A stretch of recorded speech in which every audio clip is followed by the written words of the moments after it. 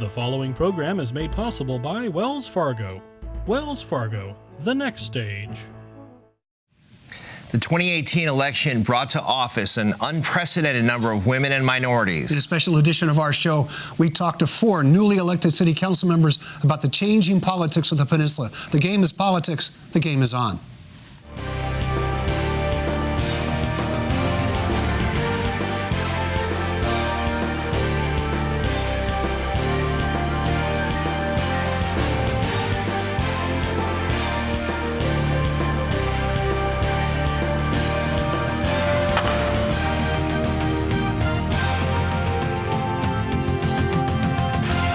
Hi, I'm Kevin Mullen. And I'm Mark Simon. Welcome to a special hour-long edition of The Game.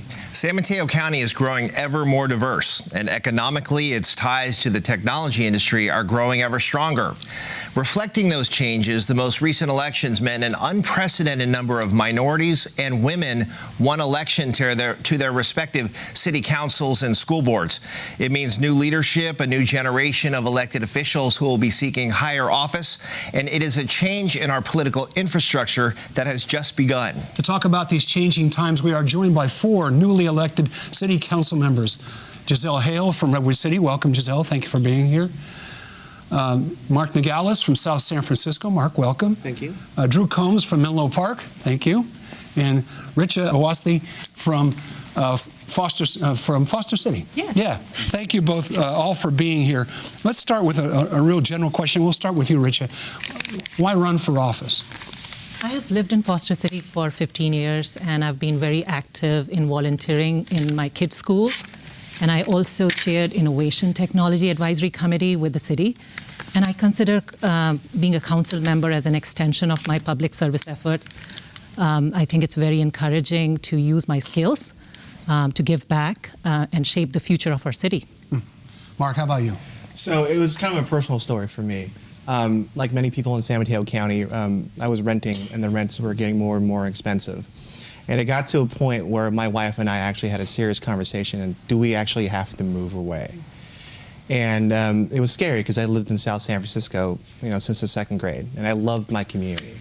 And having that conversation made me realize that it's expensive to live in San Mateo County. But thanks to a first-time homebuyers program, Heart of San Mateo County, I was able to stay in South San Francisco. And so that experience kind of fueled my passion for affordable housing. And so as a planning commissioner, every time a new development came up, I've always went through that experience of thinking of individuals who've gone through the same experiences. Like, are they going to be able to stay here in South San Francisco because of new development, because of affordable housing? And so that springboarded me to realize I wanted to do more. Giselle. Very similar situations. We chose Redwood City as the place to start our family because Redwood City had the values that matched our own. It's a place that is diverse, it's inclusive, it's multi-generational, and those felt like the values that were worth protecting. My daughter was born across the street from her best friend, and they were growing up together, and her family got forced out. And now they FaceTime together. They're 5 years old now. And it occurred to me, my children may never have long-term friendships. My husband and I, we both grew up in poverty, and my husband was a foster child. So we both knew what it was like to feel like to be left behind. And on the flip side, to have somebody reach out a helping hand. And so that's what we wanted to do, and that's why I ran. Drew, you ran once before as well, so this was a second go-around for you. Yeah, this was a second go-round. I've been on the Planning Commission in Menlo Park for 5 years now.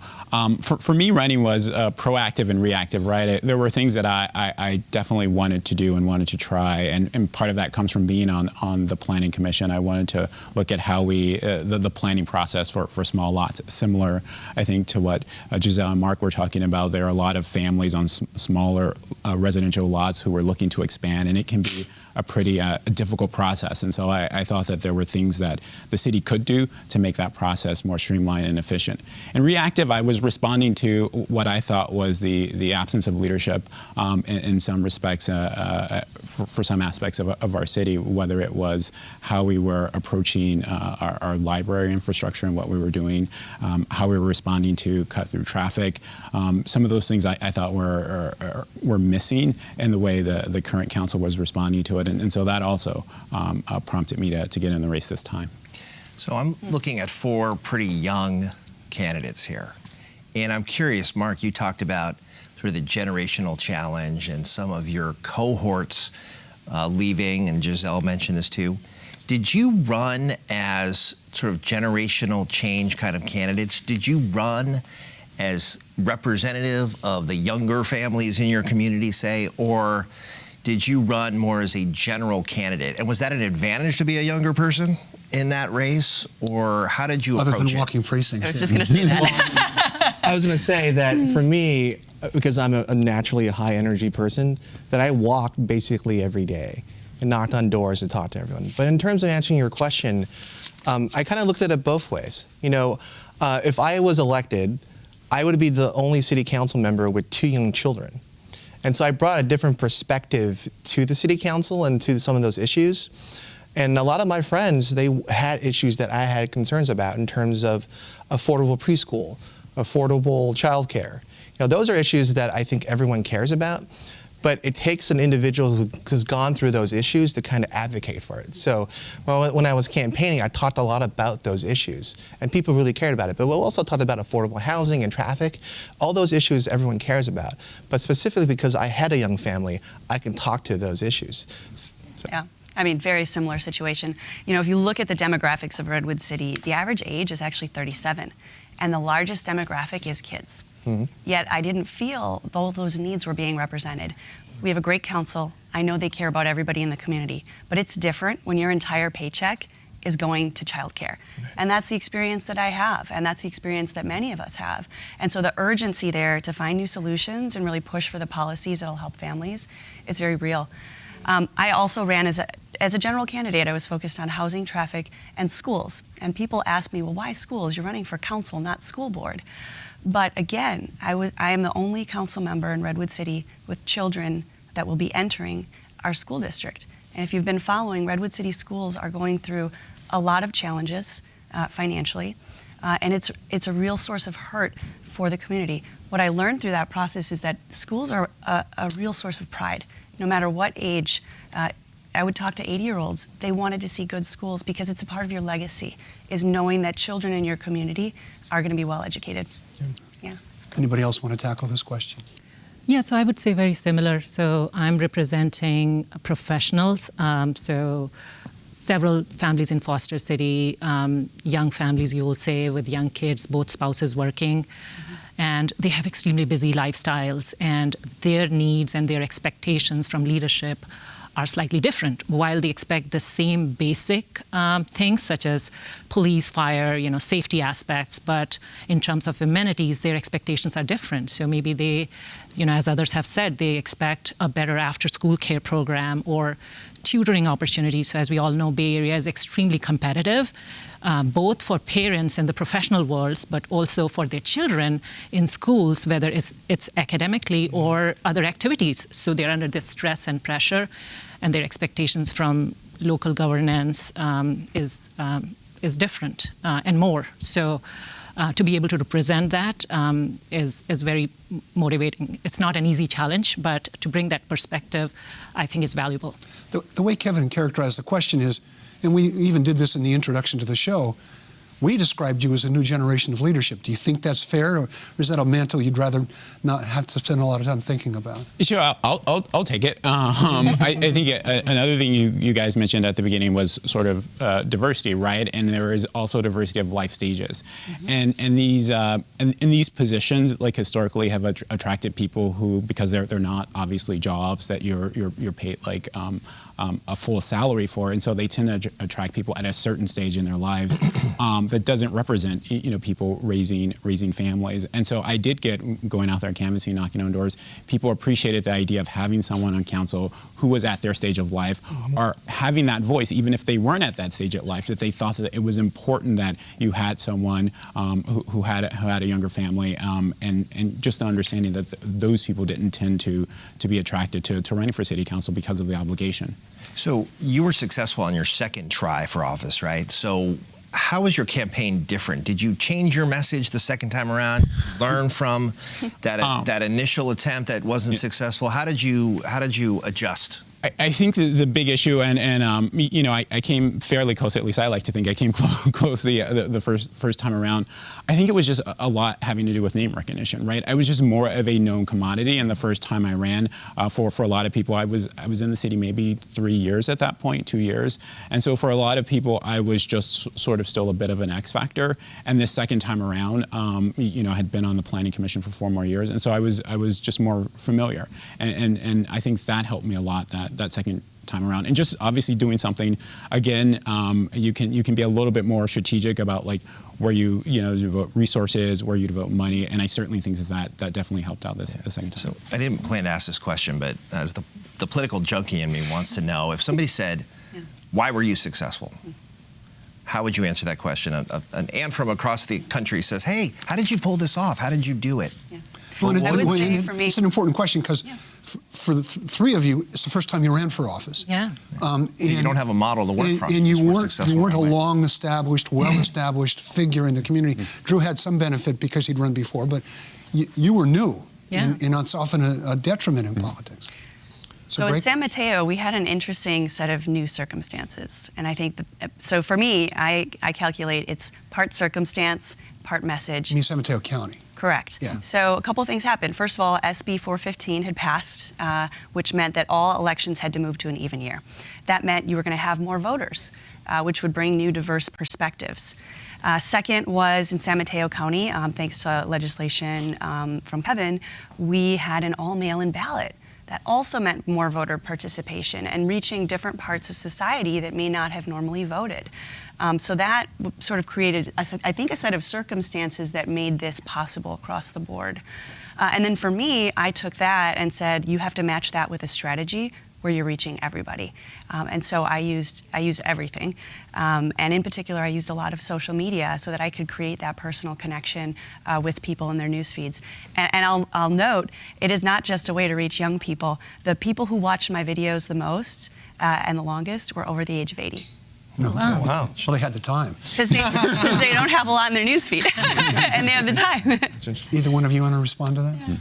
I think for me, this was kind of a 10 to 12 year process in the sense that I was a staffer before I was elected. I mean, I worked for Kevin's father, Assemblymember Gene Mullen, and then for Congresswoman Jackie Spear.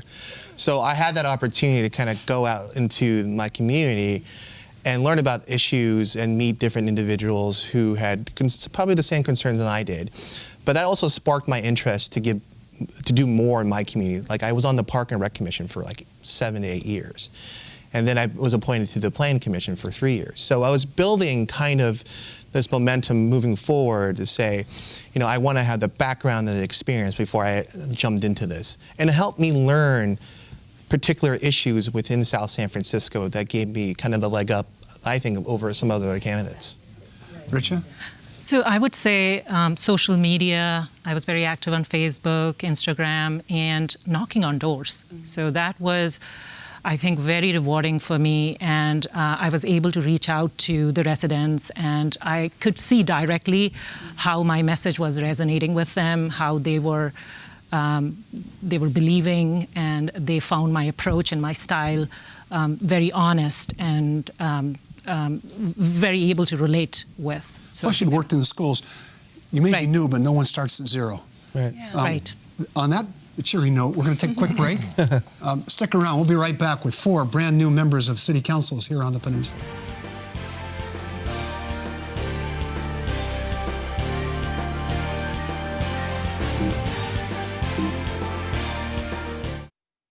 It's been over 150 years since Wells Fargo first opened for business. Since then, we've enjoyed your community support, and we're passionate about returning it. Every day, Wells Fargo team members roll up their sleeves and donate their time to organizations and charitable groups throughout the Bay Area. Nationally, we've committed even more. In just the past 2 years alone, we've donated over $70 million to support schools and educational programs. It's a commitment we're proud of. Wells Fargo, the next stage.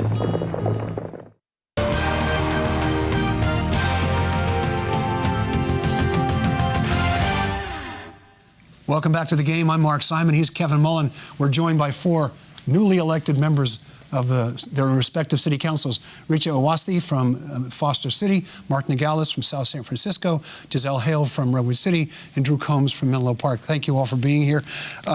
We also talked at the top of the show about, you represent a level of diversity we have not seen on our city councils. You go back a generation, and if there was a woman there, there was one.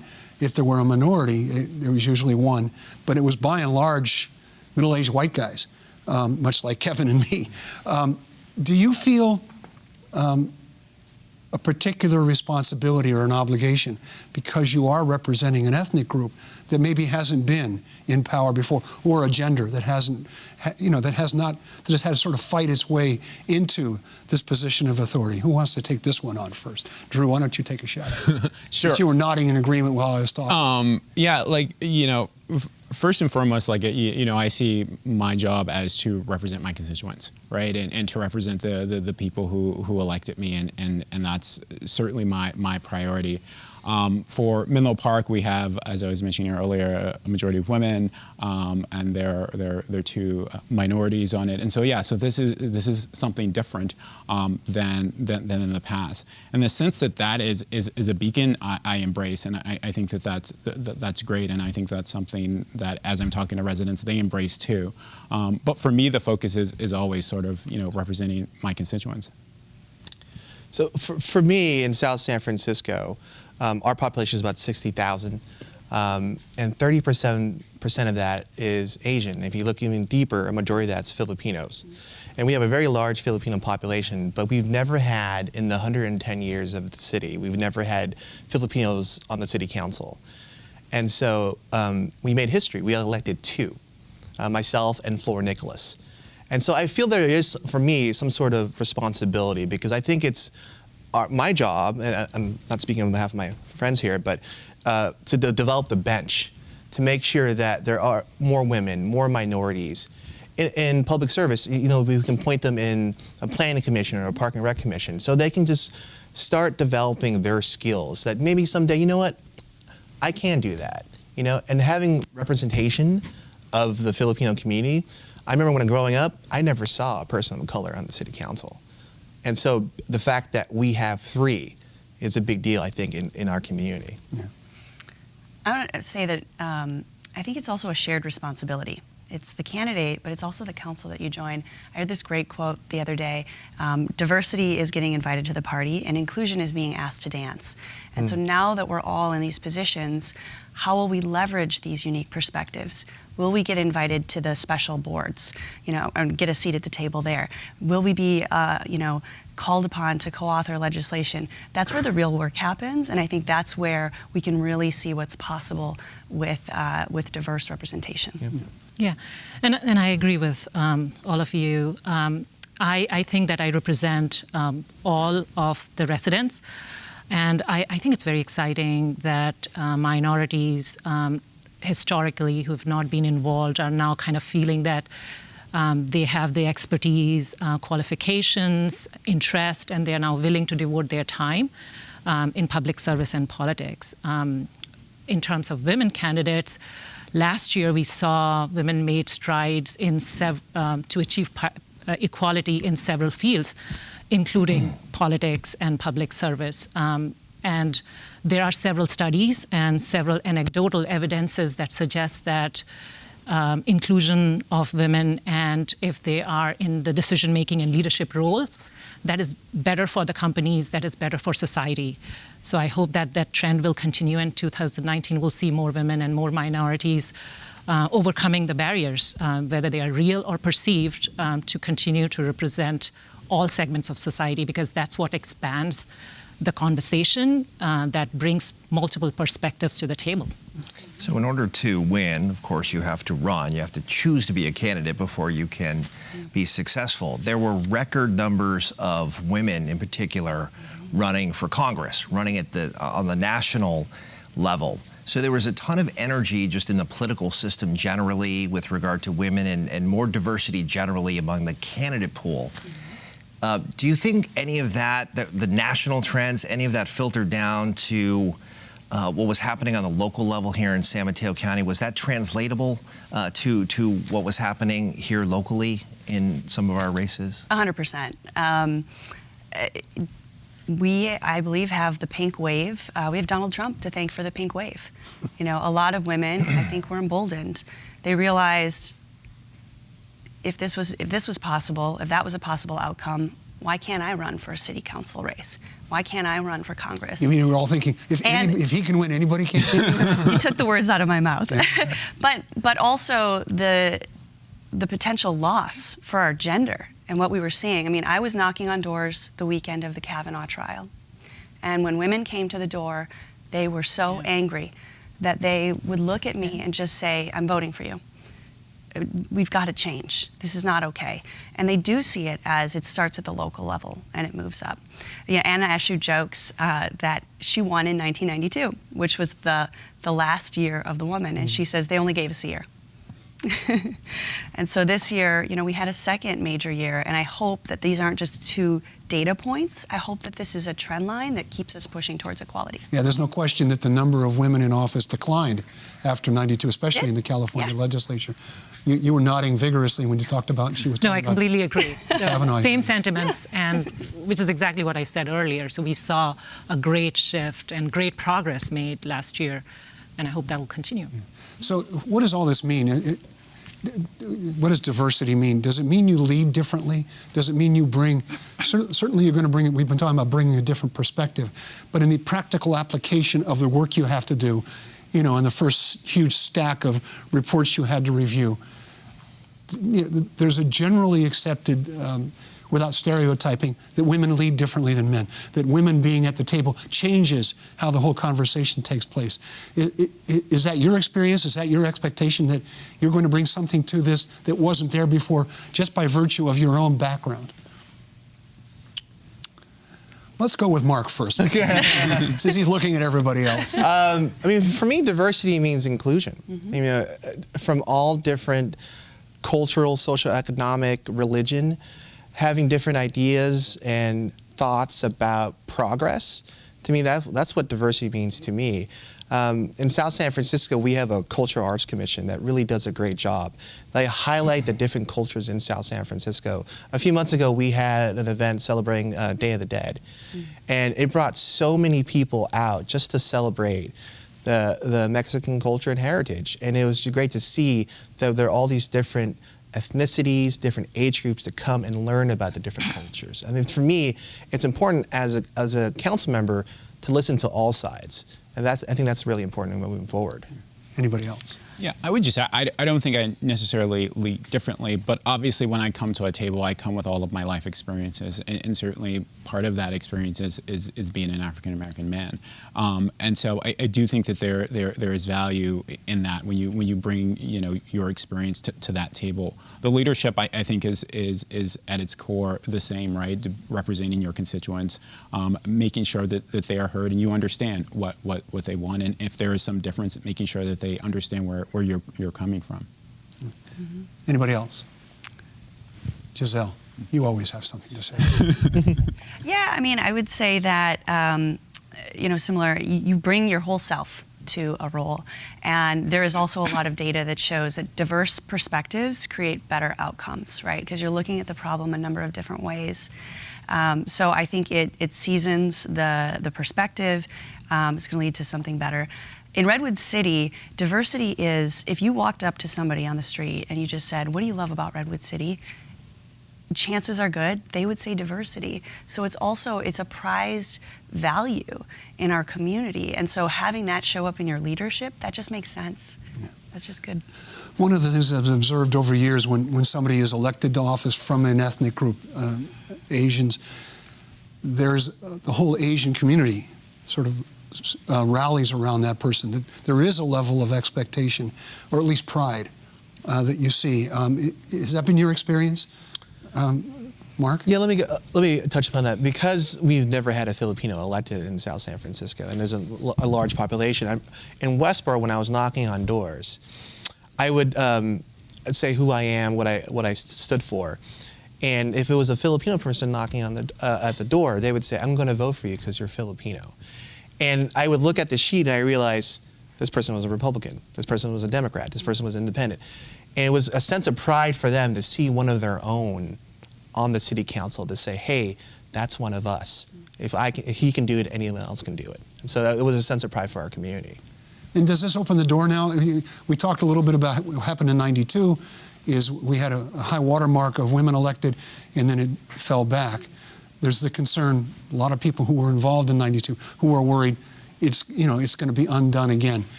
Mark, you referenced a little bit providing a bench. Do you feel an obligation to make sure that now that the doors are open, Richa, that other people get to go through? Well, I think so the way I think about this is that when you are, and I experienced this when I was knocking on doors, so when you're talking about issues, the issues apply to all the residents. So let's say when I'm talking about traffic, or I talked earlier about young families and how busy their lifestyles are. So those are not just confined to one particular ethnic group, they apply to everyone. So it's a factor of the lifestyle and the challenges that we are subject to living in a certain geographic location. So it broadens sort of the reach and broadens my messaging in that way. So I think that's when you touch on the issues, when you touch on the real challenges, that those are challenging, but those unify us to in a very strange way. So that is what I really experienced. Yeah. We're going to take another quick break. Sure. You all stick around. You need to do the same. We'll be right back.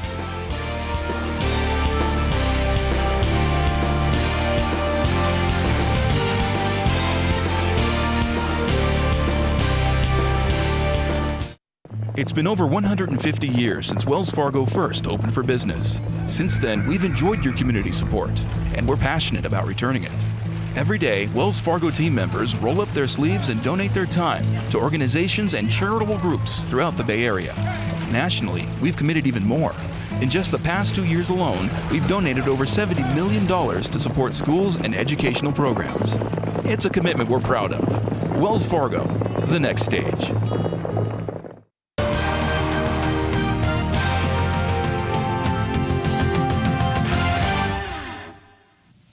Welcome back to the game. I'm Mark Simon. He's still Kevin Mullen. Over here we have 4 newly elected members of city councils. Richa Awasthi of Foster City, Mark Nagales from South San Francisco, Giselle Hale from Redwood City, and Drew Combs from Menlo Park. All of you have some kind of tie to tech. You two work at Facebook, which, as we all know, gets vilified, especially nationally, for the way it's conducting its business. But that aside, in some communities, it is now seen as this giant that's swallowing the peninsula. But you didn't hide it. You didn't make a big deal out of it. But you also didn't pretend to otherwise. You have a tech background, as I recall, and Mark, I think certainly your tech in South San Francisco. Yeah, your legislative experience meant that you had to deal with it.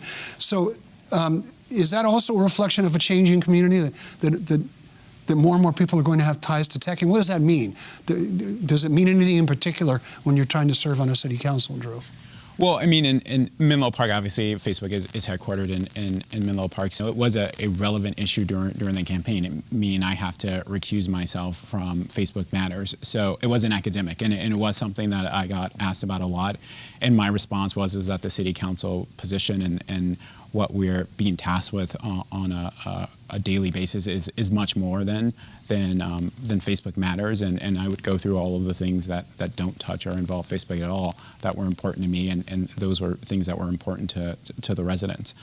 So in that sense, for me, it was that specific thing. Now, sort of writ large, when you look at tech, I didn't, in knocking on doors, get a sort of a sense of a tech backlash. I mean, a lot of people have tech backgrounds of their own, if not with this current generation of tech companies, certainly with the ones of 3 and 4 decades ago. And so what I got was a sense that, that's part of the ecosystem of this community. Yeah, I mean, the data shows us that in 3 cities, the top vote getter was a tech exec. So that's definitely, a bit of a trend, and it denies that there was any sort of backlash to tech. I think voters are incredibly savvy. They know that people who work in these companies are intelligent, and they're highly vetted, and they're often very altruistic. They're looking to give back just like any member of the community is looking to give back, and so that's normal. We in Redwood City, we're adjacent to Menlo Park, obviously, and so we experience the growth. But we've also done a lot with housing and housing tech workers. And it's both, right? People know we wouldn't have the vibrant downtown that we have if we didn't have the people. But then they expect the government and City Hall to solve some of the challenges that growth has brought. And so that is a lot of where I focused my conversation on. Mark? So in South San Francisco, Genentech, we have Genentech in South San Francisco, and South San Francisco is known as the biotech capital of the world. And so I think we're trained to say that. Yeah, that's what I learned first day in the city council class. Is that, you know, a lot of our biotechs, they also feel like they have a social responsibility to the community because a lot of their employees live in the communities that they're located in. And in Genentech, to their credit, they are really good in terms of giving back to the community. They've created a science garage in South San Francisco on the high schools where they're promoting STEM education so that they're showing the future engineers and scientists. This is how cool it is to be in this field. And I think that speaks volumes to those kind of biotech companies saying, you know, we understand that we have a responsibility to train the next generation. So let me drill down just a little bit on that, Mark. And I'm a constituent of yours, so I'll be asking this question as a South City constituent here. But No pressure. how you connect all of the prosperity and success that's happening on, say, the east side of the city with the west side of the city. When I was on that council, people would talk about how it's almost like a separate city out there east of 101. Yeah. And there's really not much of a connection to the bedroom side of the city. How do you make sure that all of the sort of wealth generation and innovation that's being generated in a number of our communities up and down here are really benefiting the city, the community at large? How do you make those linkages beyond just kind of the sort of obvious PR things that these large companies will do? How do you actually really make sure that there's a tangible benefit to the community at large with all of the tech activity that's happening in this county? So that's a great question, because in a campaign, I would hear a lot in terms like, well, the city is only focused on the east side of the 101, right? You don't really care about us. I'm like, no, that's not true. I think everything is connected in terms of what happens to the east side of 101 and also what happens to the west side of 101, right? And so for me, it's trying to show people that, you know what, we need to build housing as well, because those individuals are going to demand for housing. And we do that by building next to transportation hubs. For example, in South San Francisco, we're building in the downtown area because it's going to be next to the Caltrain station. And we want to be able to tell people, you know what, we have alternative modes of transportation usage in South San Francisco. 70% of our residents drive. They don't take Caltrain or Samtrans. We want to improve those numbers. I think for us to show people in the east side of 101 that, hey, if we're going to build housing, you also have to contribute to our community by saying we're going to have you not use your cars, and say take the trains to get to work, to have shuttles. I think it also shows residents that we care about traffic in our communities, because as we develop, that becomes a bigger issue. Yeah, so Richa, you've got a big biotech sector in Foster City. Same kinds of dynamics, I would imagine.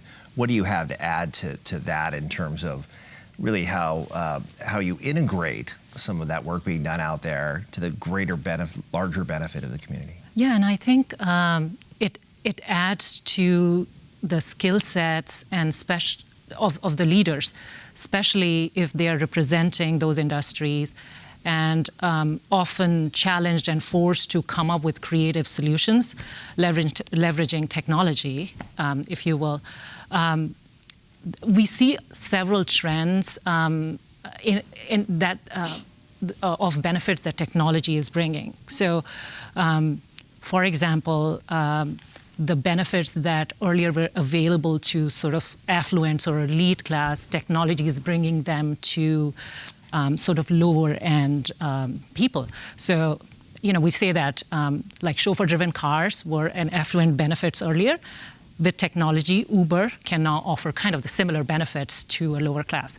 We talk about styling or tailoring now, Stitch Fix, or there's so many companies which technology is kind of enabling and which is now offered to lower segments as well. So we could think along those lines how we could come up with creative solutions and bringing the things that were available to affluents sort of down market, if you will. I would take this question to you, Kevin, actually, and say that one of the biggest challenges in Redwood City is people see these big buildings going up, and then we're closing 4 schools. And so they say, how is this happening? Mm-hmm. And one of the hardest parts, and I know you've been in city government, is that oftentimes your revenue sources are determined by the state or the county. So your hands are tied. I think there's an opportunity to work on how we structure school impact fees to make sure that a development, it's not just looking at that development today, but what's the long-term cost of that development to our schools, and reassess that and make sure that it is representative. Because we definitely see that, a developer comes in with a project and they say nobody's going to be sending their kid to school right now, but we know there's nowhere for people to go. Mm-hmm. They will be renting, they'll be downtown, they'll be sending kids to school. So we just want to make sure that that's fair and the community feels like they're getting out of those projects what we deserve. I think we're all disappointed you weren't taking notes during. Yeah. Let me. It's not the first time I've heard that, yeah. But it's a reiteration of the fact that we do absolutely need to look at city school finance, the underlying state-local finance structure, and some constitutional changes there. And in fact, Governor Newsom talked about school impact fees or developer fees generally with regard to the housing issue. So all of this is getting a fresh look. So I appreciate that comment. Okay. Well, since we're on the subject of schools, all 4 of you have young to middle school age children, which is also something you didn't necessarily see. Maybe you saw it a generation ago, and then over time, that's been a decline. So there's 2 questions to that. The first one is, as young professionals, it's a struggle to balance work and life. Mm-hmm. Now you have work, life, and counsel. Mm-hmm. And you've been in office about a month. I know it's like drinking out of a fire hose. How's it going so far, Richa? It's been busy, but the content and the things that I'm getting to learn, which I kind of started during the campaign. So I would say that campaign sort of prepared me to manage my time more effectively. The city staff is amazing in helping with the transition, helping understand various issues. So yeah, it's a juggling act. Mm. So so far so good. I hope it'll slow down a little bit at some point, because right now everything is new, so I'm putting in more time and trying to manage that way. Well, middle school is right about the time when your kids would rather not be seen in public with you. But you've got a young child. Yeah, a 3-year-old. She say, "Where's Daddy been?" Yeah, no. When my wife is traveling for work in Europe, and when you reached out to me about appearing here, I was like, I'm doing drop-off all alone. This weekend I was like, okay, well, I got to get her to daycare by this time, and then maybe I'll be able to make it. But yeah, it's a balancing act. One though I'm grateful to be able to do. When I sat down with our city manager. And she said, well, what's your main concern? And I say, my concern is not actually getting up to speed. I feel I'm up to speed, or having a point of view. I have a point of view. But it's this balancing act that I do have, like, a real job, and how that all fits in work. And the city staff have been great. And it's still, though, a lot of work. There have certainly been some late nights, right? But I took it on, and I do really consider it an honor to do it. One of your daughters thought she was running the campaign, as I recall. She sure did, Lula Hale. Yeah. At some point, Mark thought she could have given my stump speech for me. So the Hale sisters, yes, we were selecting a kindergarten last night for our CSD. So we're really, really proud and excited to be entering that life stage. I think this is another example of how great it is to have these diverse perspectives. Because if you think about the ways you interact with government, oftentimes they rely on being there in person or having that flexibility at night. And we personally know how difficult that is. And so I think we'll be able to bring that perspective to the ways in which the city communicates with constituents. For me, we had a very challenging campaign in Redwood City. It was very robust. So I feel anything after that is easier.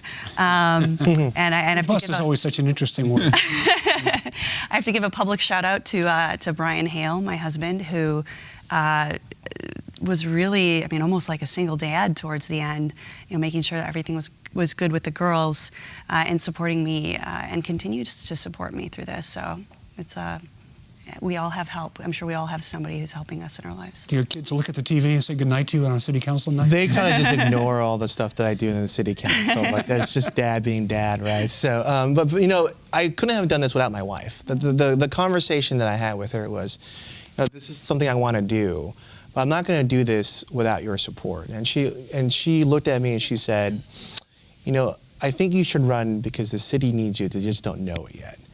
And it was from the perspective, again, from a young family, because when I would go to city council meetings, I would look around and see who was out there in terms of the audience. And when the council would be talking about young family issues, there was no one else in the audience except for me. You know why? Because they're all at home taking care of their kids, right? And so having that balance and having that support was important. And the fact that I had that, it gives me a peace of mind to know that I can give my best effort forward, because I know that my wife and my family is there to help. And the fact that also the city staff has been wonderful, because they understand that, I work, and it's, my time is very limited in terms of what I need to focus on. I'm right there 100%, and I want to get things done right away. And so they understand that, okay, this is my focus. This is what I need to do. How do we get there? Mm-hmm. Yeah. Do you worry that you're not spending enough time with your kids? I mean, anybody who's raised kids knows there's no substitute for parents who pay attention to them. Yeah, let me answer. So when I was campaigning, my son was playing soccer, and he played every Saturday. And that's the prime time to knock on doors, right? Yeah. So I had to sit down and talk and say, hey, there's going to be some times where I'm going to miss your games, and I'm really, really sorry. But and that hurt me, because I wanted to spend time with him as much as I can. So if I could just stay for like 5 minutes and then run to the neighborhood or to an event, it meant something to me, because at least I got to see him play. Yeah. We take the girls, I take them with me. Yeah. So they knocked on doors. I think it's a great education. My mom started a business when I was 4, and she took my sister and I with her everywhere. And so by the time I started my career, I said, I have 20 years of experience, because I had sat at the table literally in business discussions, and that was so valuable. And so they're learning. Ian Bain, our mayor, he's been so supportive of me. At my swearing in, we had hoped to have them there, and Lula had her headphones on, the iPad. We've all had this experience, and then she started speaking out loud, because the headphones were on. Mm. And it's a completely packed room. I was mortified. And he shared a video of his swearing in, and his kids were actually running around the chamber. So it's great, and the community loves it. They actually love having the kids there. They know them, they're getting to know them, and they want that, because that's what makes our community. Can't be worse than Gavin Newsom's first inaugural. I love that. I love that. It just shows he's a family guy. He cares about his kids. I like to see. I also took my daughter canvassing, and she kept me honest, because I know if you've ever gone canvassing, you're going down the block and you see that house and they've voted, but you're like, I don't really want to go to that house. And she's like, Daddy, we got to go there. Don't skip that house. And so she definitely kept me honest. But yeah, it certainly had an impact on our family. Kindergarten is on Saturday mornings, and so I certainly missed some of those. We took her with us as much as possible. But yeah, you saw that impact when we were reading stories at night. All of a sudden, all the characters started running for city council. The cat, the cat, Clifford, they all ran for city council, and so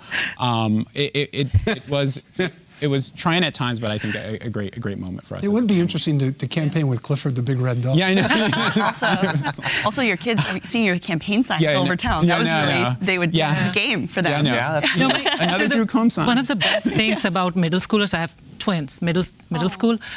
They get a lot of homework, so they're very busy all the time, but they are able to provide their strategic viewpoint. So as they are getting more involved in, the political environment, as part of their studies also.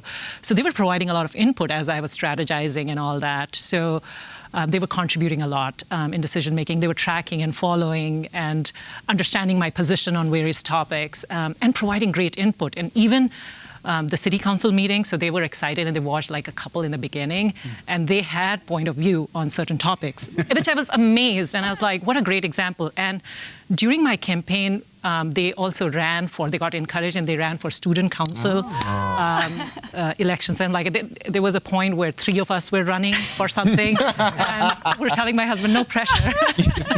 Whose was the more important race? Did they win? Did they win? Yeah, one of them won. Oh, One of them was a those are good odds. Yeah. So. Oh, go ahead. Yeah, no. So, okay, we're going to take another quick break. Well, we have to take a break. Sorry about that. Stick around. We'll be right back. Sure.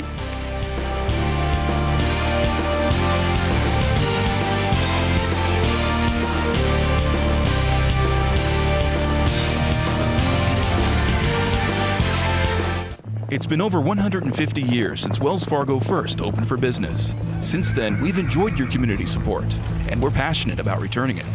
Every day, Wells Fargo team members roll up their sleeves and donate their time to organizations and charitable groups throughout the Bay Area. Nationally, we've committed even more.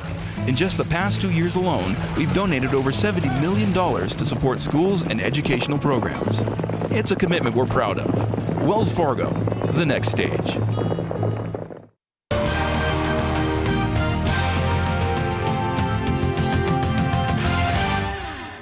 Welcome back once again to a special edition of The Game. We're interviewing 4 newly elected city council members. I'm Mark Simon. He's Kevin Mullen. Over here we have Richa Awasthi of Foster City, Mark Nagales of South San Francisco. I'm going to get the name right before the show's over. I know. Yeah. I can have a session to coach you. Thank you. Clearly I need it. Giselle Hale from Redwood City and Drew Combs from Menlo Park. Kevin. So a couple of you mentioned the challenge of being parents of young children, but also your constituents who are parents of young children who may not be able to come to a council meeting because they're at home. Mm-hmm. How do we modernize the council meeting to make sure that you're engaging all segments of society? Giselle, you and I talked just a little bit about the use of technology, and we have some challenges around the Brown Act, public meeting laws, and those kinds of things. But how do we revamp the council work to really make it a little more dynamic and engage younger people from the community? Well, first of all, we're not just talking about young people with families. That's definitely a big, important demographic. We're also talking about bedridden seniors. We're talking about service workers. Who can't physically necessarily get to that council meeting in person to have their voice heard. That's right. That's right. And so it's so important to hear from everybody. And like the great thing is we have the tools. One of the things that was frustrating, quite frankly, for me was I used so much social media to interact with the community. And we had conversations. It wasn't just a video or an ad. I would go back and forth, and I think that surprised people. That was refreshing, that amount of transparency and interaction. And now, as a council member, I can't do that. Our laws keep us from doing that. And I think you have to at some point look at, well, what was the desired intent of a law? And how is that working today with technology?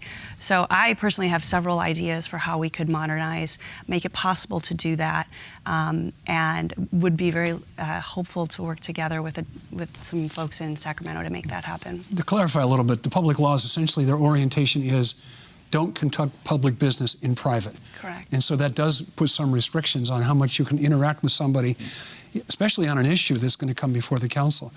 But you're all associated in some way or another with tech. Shouldn't there be a solution to this somehow, Drew? Well, I don't even think necessarily in some cases the issue is technology. Like if you're looking at a council's agenda, it's like people have no idea like if they're interested in a specific agenda item, when it's going to come up. Mm-hmm. And can we provide more certainty, right? I think sometimes we get on the dais and we become tone deaf, right? And we should sort of go off all on our monologues. Is just being more attuned to time, right? And if there's a way, I know like when it comes to public comment, it is very important that everyone in the public who wants to be heard is heard. But when it comes to agenda items, can we give them specific times, right? And can we give people some clear indication of when the agenda item they're most interested in is going to come up? And so I think that's not technology, that's just being sort of responsive. What's the balancing act between setting it for a time certain and not cutting off debate or discussion, right? Because people will object to that. But then I think the issue is if the debate goes on so long that there are certain members of the community that can't participate, is that debate of any real value? Yeah. On the other hand, if they're saying the same thing over and over. Yeah. Sometimes they come to a council meeting intent on overwhelming you with volume rather than with content. Right. Yeah, no, I think beyond technology, definitely I agree with you, Giselle, that we are living in a time, and we are in Silicon Valley, so there should be solutions to make meetings more effective and more reachable to different segments. But beyond technology, there's also a gap in engagement in the community, which I'm pretty sure we all experience. So our city, in Foster City, I know that our city does a great job of communicating about different issues and topics to the city. They have e-newsletter, they're present on Instagram, Facebook.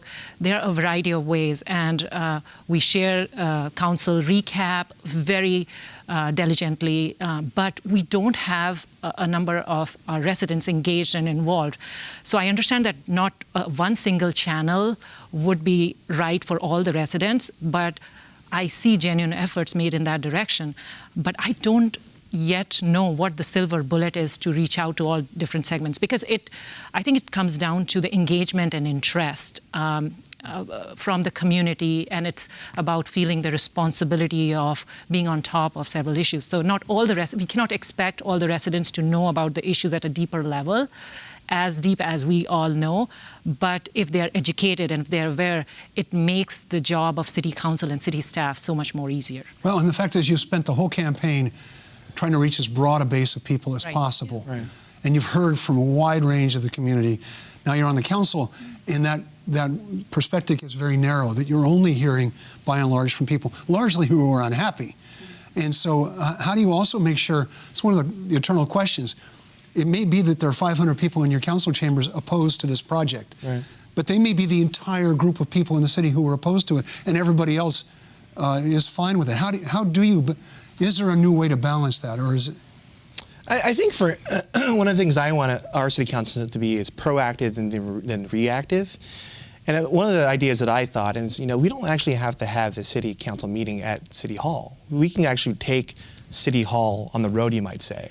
I think engaging different neighborhoods and having the town hall kind of feeling, having the city council meetings in different neighborhoods will engage residents, because we're coming to them for the city council meetings about the issues that they care about. I think it allows people to come in and say, hey, we're coming to your neighborhood, and we want to hear from you. I think that's a great way of doing it. I think for me personally, I want to meet people as often as I can. I'm thinking about maybe doing coffee town halls every other month or every month. Just sitting at Pete's Coffee for an hour and just say, these are my office hours, come talk to me about what your issues and concerns are. I think it's just being proactive about it. Well, we have just a few minutes left, and I wanted to touch on the two big issues as quickly as we can. Traffic. You talked earlier about, I think we were off the air, but we talked about that's one issue everybody thinks is a problem. Right. And Foster City has the worst problem because of all the commuting going through. Is there an approach to this that cuts across city boundaries? Is there an answer to this? It starts with funding. And I think we were all very happy when Measure W passed. I personally, when I knocked on the doors after somebody said they were voting for me, I would say, make sure you also vote for Measure W, because it'll make making these ideas come to life possible. So funding sources is where it all starts. I also think there's a role for innovation here. San Ramon has now a driverless shuttle, which is incredible. There are new innovations in transit, and we should be looking at those. Ultimately, these two issues are linked. The way Mark said, housing and traffic. In Redwood City, we learned if you put housing near traffic, those residents, they only drive 46% of the time. So it's a huge difference. Near transit. Right. So it's a huge difference in a behavior if you construct and if you plan for it that way. Menlo Park also has got some serious transportation issues and transit traffic, largely because people say Facebook. Although Facebook always argues not that many of the people come across the bridge and stop at Facebook. Yeah, some people say it's Palo Alto, some people say it's Redwood City, it's Stanford. There's lots of lots of blame to go around. Go around. Yeah, I mean, I feel that when I was out there campaigning, I said, look, I don't certainly have a silver bullet when it comes to the traffic issue, and there are some limits to what you can do about traffic on major thoroughfares. But what we can do, certainly as a city council, and I believe in Menlo Park, is make sure that commuter traffic stays on those major thoroughfares, right, and stay out of neighborhoods. And that, I think that that's the way in which the city council can be proactive at the local level. And certainly at the regional level, I think we have a role to play with other cities, right, in some of these larger projects. Yeah, I agree. It's a regional problem. It's a byproduct of our blooming economy. Foster City specifically has agreed, the City Council approved a pilot traffic relief program, which is to avoid cut-through traffic, and they also implemented the bike lane master plan. So I agree, we need to look at this in an innovative way, but again, it's not one single city can provide all the solutions to the region. Okay, and we're out of time. This has gone. Richa Awasthi from Foster City, thank you. Mark Nagales, South San Francisco. Giselle Hale from Redwood City. Drew Combs from Menlo Park. Thank you all for being here, and thank you for joining us. I'm Mark Simon. And I'm Kevin Mullins. Be with us next time on The Game.